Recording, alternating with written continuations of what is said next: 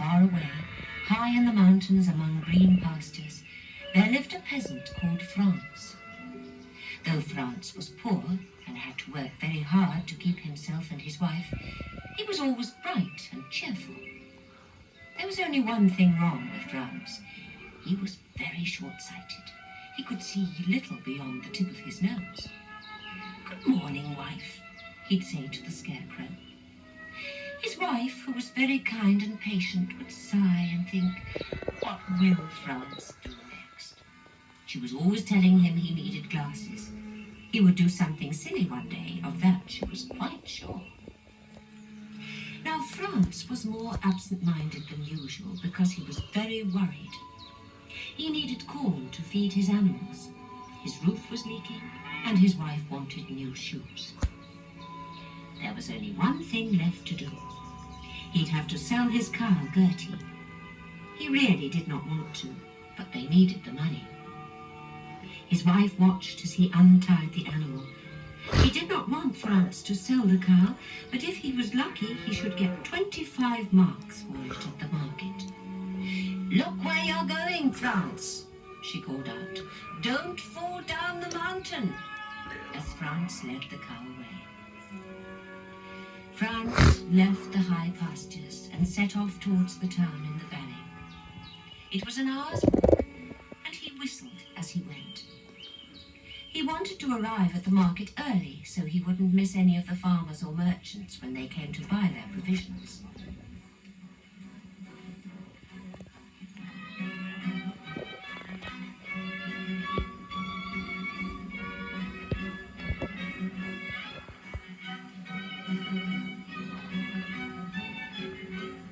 He did so hope he would sell the cow, for he was feeling hot and thirsty already, and it would be so nice to treat himself to an ale at the tavern. But he'd just have to wait and see. Although it was early, the market square was filling up with traders setting out their wares. Franz wanted everyone to see his fine fat cow, so he led Gertie to the center of the square and began tying her up. Franz had been coming to the market for many years now and was a familiar figure to all. He was well liked by everyone and respected for his hard work. Unlike those lazy fellows over there. Franz was having a little trouble tying the knot. He kept missing the loop, but finally he managed it. Now who should be watching Franz but Joseph? He and his friends were always trying to trick money out of people, and Joseph had just had a wonderful idea. "Look at cross-eyed Franz," he chuckled, "trying to sell his cow. If we tell him his cow is a goat, we can buy it cheap and sell it for a handsome profit." His two friends, Kurt and Karl, thought it a very clever idea and listened intently as Joseph told them what to do. So, as Franz waited patiently for a farmer or merchant to appear, a grinning Karl walked over. The peasant was feeling very hungry. He did so hope he'd sell his cow, or he would have nothing to eat all day. Karl came over smiling and asked Franz if he would sell him his goat for 10 marks. Franz was very upset. The lad must be joking. "But the goat's only worth 10 marks, said Karl. "It's not a goat, it's a cow," protested Franz. But Karl insisted that 10 marks was all he would pay for the goat. And Franz insisted that the animal was definitely a cow. Franz thought the lad must need his eyes testing. The market grew more and more crowded as people arrived from the villages and high pastures. There was plenty to buy and plenty to eat if you had the money to pay for it. You could have a nice cool beer and a game of cards at the Ship Tavern. There was still plenty of time for Franz to sell his cow. So he wandered over to watch his friends playing cards. He would dearly have liked to join in, but whenever Franz played cards, he always mistook the spades for clubs and the diamonds for hearts. It rather spoiled the game. But Joseph and his friends hadn't finished playing their game yet. Now it was Joseph's turn. Over he went to where Franz stood blinking at the card game. Joseph was very interested in buying Franz's goat and would generously offer him 6 marks for it. "It isn't a goat, it's a cow," cried Franz. Though he was beginning to wonder. This was the second person who'd called Gertie a goat. What was happening? Franz looked at his cow, and it still did not look like a goat. 6 marks was a good offer for a goat, and Joseph would give no more. "It's a cow, I tell you, and I want 25 marks, said Franz defiantly. Joseph just laughed and told him he needed glasses. 6 was his final offer. He left Franz wondering if he had made a mistake after all.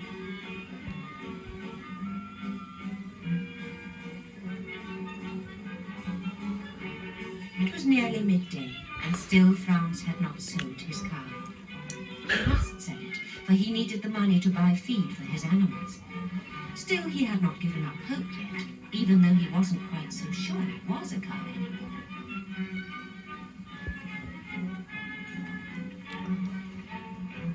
Franz was whiling away the time chatting to a neighbour when the man noticed someone looking at Franz's animal. Quickly he nudged Franz, and Franz hurried over to where Kurt was inspecting his cow with great interest. Kurt could not resist a mischievous grin.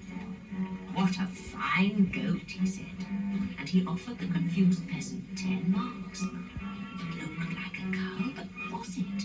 This was the third person who had called it a goat. If it was a goat, then 10 marks was a very good price. So Franz and Kurt did a deal, and the peasant was delighted when Kurt handed over the money. For he still had his cow, and with 10 marks he could buy some feed for the animals. No sooner had Franz disappeared than up came Joseph and Karl. Oh, how they laughed. What a joke. The poor fool Franz had sold his fine cow for 10 marks. The three collapsed in fits of laughter. Franz left the town in high spirits. Wouldn't his wife be pleased at the fine bargain he'd made?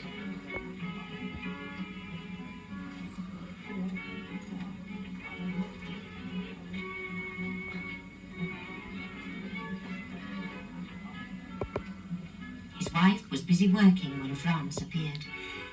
"Look, wife," he cried excitedly. "Look, 10 marks. I've just sold the goat for 10 marks. Now we can buy corn and you can have some new shoes." But his wife just shook her head and pointed to the field.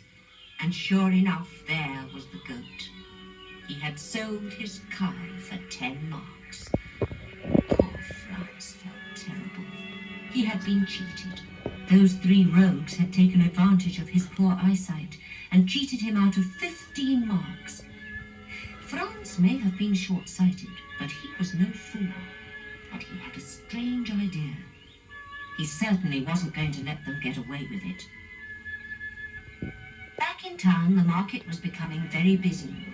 The Ship Tavern was filled with people eating and drinking. The innkeeper wasn't complaining, for he was making a healthy profit.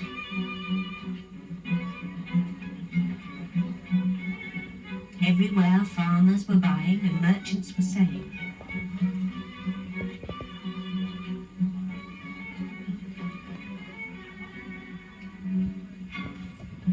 Then Franz arrived back in town. He came hurrying up the street, still wearing the scarecrow's straw hat. He looked very calm and purposeful as he walked over to the innkeeper. "May I speak to you a moment?" said Franz. The innkeeper knew Franz quite well, and when Franz whispered something to him, the innkeeper seemed quite agreeable and did not look at all surprised when Franz turned his hat around and then gave him a mark.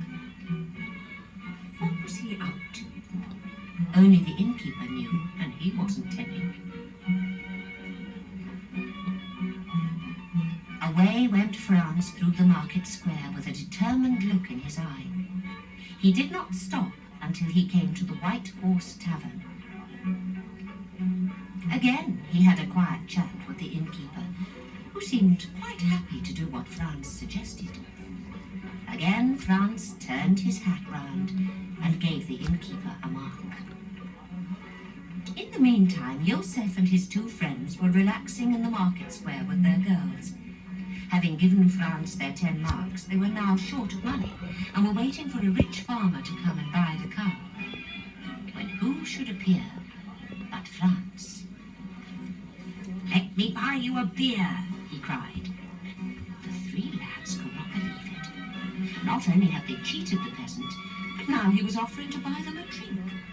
What a fool he was. But they weren't fool enough to refuse. They would have a drink and another laugh at the peasant's expense. Franz seemed to have completely forgiven the young men their deception, or else why would he be ordering 4 beers? The wicked lads grinned at Franz, as they secretly thought what a stupid man he was. The beer arrived, and Franz, who was very fussy about it, made sure it was good before he drank. How cool and refreshing it was. He'd been looking forward to it all day, for it had been a long, hot walk into town, and he had already done it twice. Yes, he felt much refreshed. The lads drank down their beer greedily. It was hot and thirsty work playing tricks on people. Their girls sat waiting patiently. The young men forgot all about them as they drank their free beer, but then they weren't very polite to anyone. Franz proposed a toast to the good deal they had done, and the lads drank very happily to that. When they had drained down the last drops, Franz called the innkeeper over and asked how much he owed. The innkeeper said 1 mark, please. What should Franz do but turn his hat round, and immediately the innkeeper said that Franz owed him nothing at all. The 3 lads were stunned. What was going on? Franz had bought 4 beers. It cost a mark. The innkeeper had said so. Now, just because Franz turned his hat round, he didn't owe anything. Extraordinary. They'd never seen anything like it before.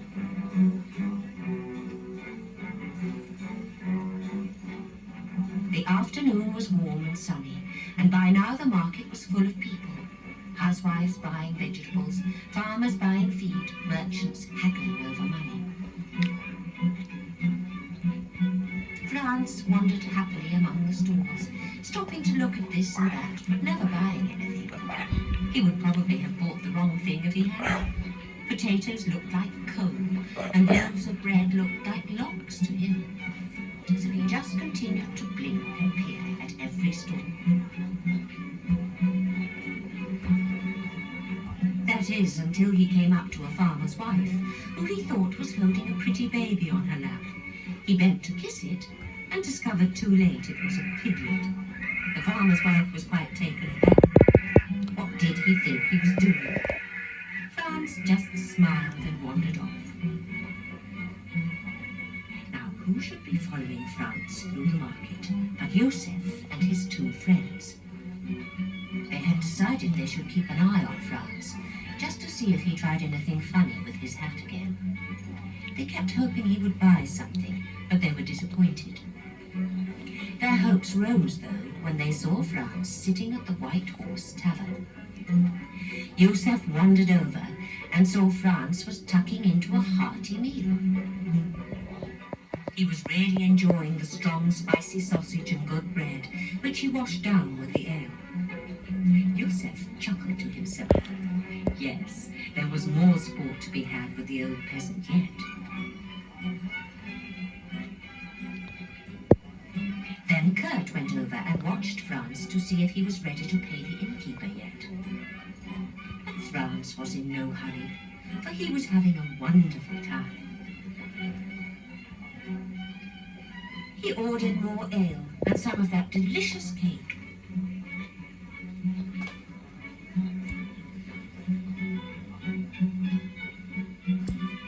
When the innkeeper had brought it, Franz could not help thinking that it really hadn't been such a bad day after all.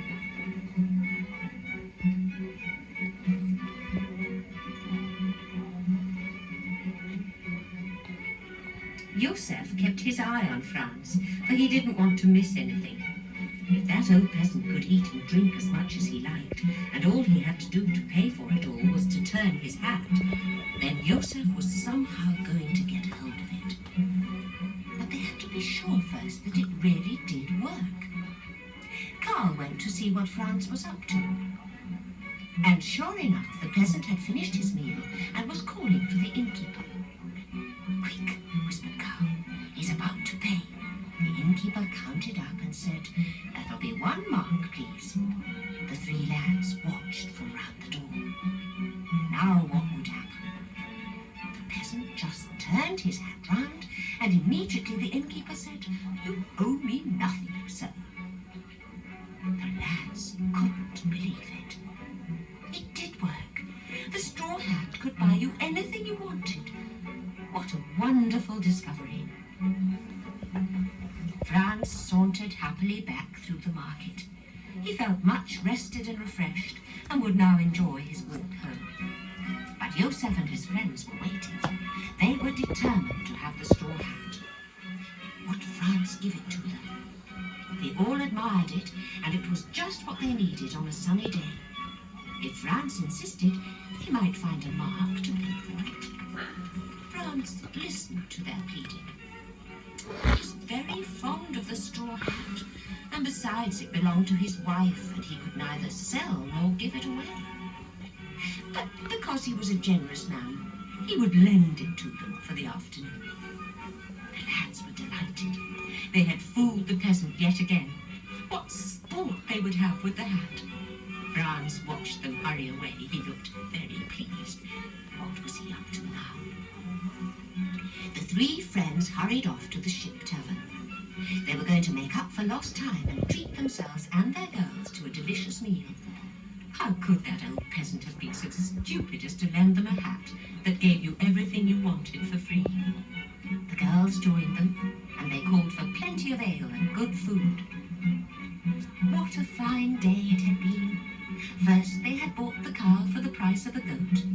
Then they had been given a free drink by the man they had tricked. And now they were about to eat and drink all they wanted for nothing. The innkeeper brought the ale, and the girls, who were enjoying themselves greatly, poured it into the mugs.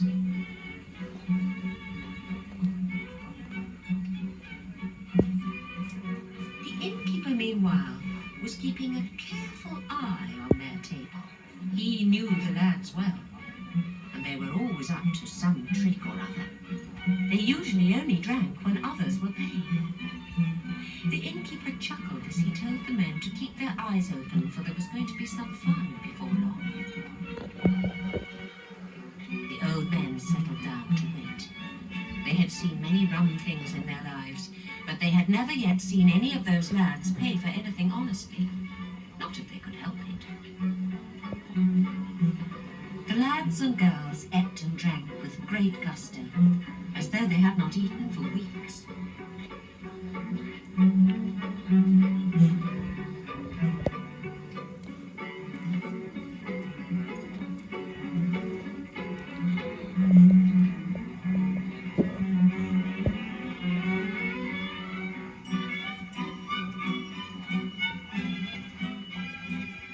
They ordered more and more ale, and a whole cake to finish off with.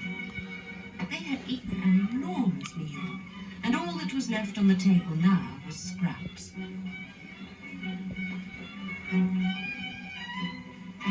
They drank more and more, and it looked as though they had settled in for the afternoon. But the innkeeper had had enough. He wasn't giving them anything else to eat or drink until he had seen their money. They had already eaten and drunk 8 marks worth, and he wanted his payment now. Joseph laughed and told him that Carl would pay. Carl duly turned the hat. "Here you are," laughed Carl as he turned the hat round, while Joseph showed him an empty purse. The innkeeper was unmoved. He wanted his 8 marks, so Joseph took the hat. Carl must be turning it wrong. Though Joseph turned it, nothing happened. 8 marks, please, said the innkeeper sternly. Kurt quickly put the hat on and desperately turned it, this way, then that. But whatever he did, did, the innkeeper just said, "You can change hats as often as you like. You still owe me 8 marks." Now, who should be listening to all this but old Franz? He was enjoying every minute, especially when the innkeeper told them that since they obviously could not pay the 8 marks, there was only one thing they could do, and that was he would take the cow they had bought that morning.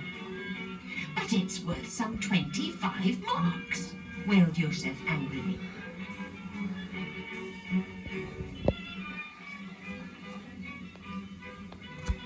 "You should have thought of that before you ate and drank so much," said the innkeeper crossly. "How you thought you could pay with that old hat." Then who should step forward from behind the tree but Franz, who smilingly asked the innkeeper how much the lads owed. The innkeeper told him, and Franz took out his purse. "I'll pay you 8 marks in exchange for the cow." The innkeeper was happy to agree, so Franz paid him the money. Joseph moaned as he watched. "But I saw you pay the innkeeper by just turning that hat." Franz could not help enjoying the lad's discomfort. He just smiled and kissed Gertie. Then he said, "I hope this will teach you not to cheat folk again. I paid the innkeepers before I ate or drank, but you were so greedy it wasn't hard to fool you. Now you've eaten and drank at your own expense at last." Joseph was furious, for they had lost 10 marks and had nothing to show for it but a headache. While Franz had got his cow back and had had a good laugh at their